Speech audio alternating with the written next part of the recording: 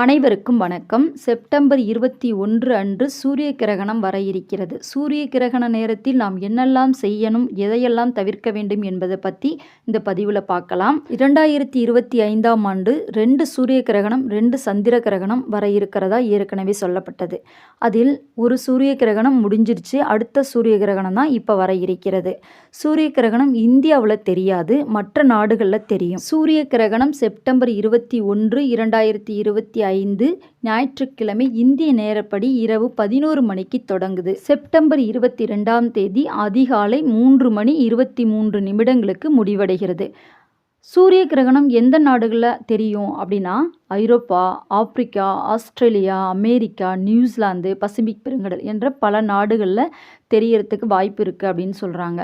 நம்ம சூரிய கிரகணத்தப்போ நம்ம என்னெல்லாம் செய்யக்கூடாது அப்படின்னா, உணவு உண்பதை அந்த நேரத்தில் தவிர்க்கணும். 1 மணி நேரத்திற்கு முன்பாகவே சாப்பிட்டுடணும். கர்ப்பிணி பெண்கள் வீட்டை விட்டு வெளியில் வரக்கூடாது.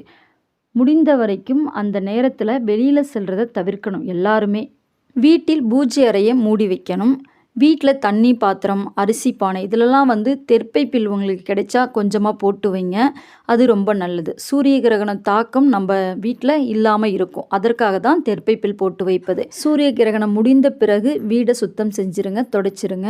வீட்டில் மஞ்சள் தண்ணி தெளிச்சிருங்க. நம்ம குளிக்க வேண்டிய தண்ணீரில் கல்லுப்பு சிறிதளவு போட்டு மஞ்சள் போட்டு நல்லா கலக்கிட்டு அந்த தண்ணியை குளித்தோம் அப்படின்னா நமக்கு எந்த ஒரு தோஷமும் ஏற்படாது. சூரிய கிரகண நேரத்தில் முடிந்த வரைக்கும் வெளியில் செல்வதை அவாய்ட் பண்ணுறது ரொம்ப நல்லது. சூரிய கிரகண நேரத்தில் வீட்டிலையே அமர்ந்து ஏதாவது மந்திரங்கள் சொல்லலாம். சூரிய பகவானுடைய மந்திரங்கள் சொல்லுங்கள். சிவபெருமானியின் மந்திரங்கள் சிவபுராணம் படிக்கலாம். அல்லது ஓம் நமச்சிவாய என்ற 5 எழுத்து மூல மந்திரத்தையும் சொல்லலாம். இதை சொல்லிக்கொண்டு இருந்தாலே போதும். இந்த வீடியோ உங்களுக்கு பிடிச்சிருந்தால் லைக் பண்ணுங்கள், ஷேர் பண்ணுங்கள். மறக்காமல் நம்ம தெய்வீக ஆற்றல் சேனலை சப்ஸ்கிரைப் பண்ணிக்கோங்க.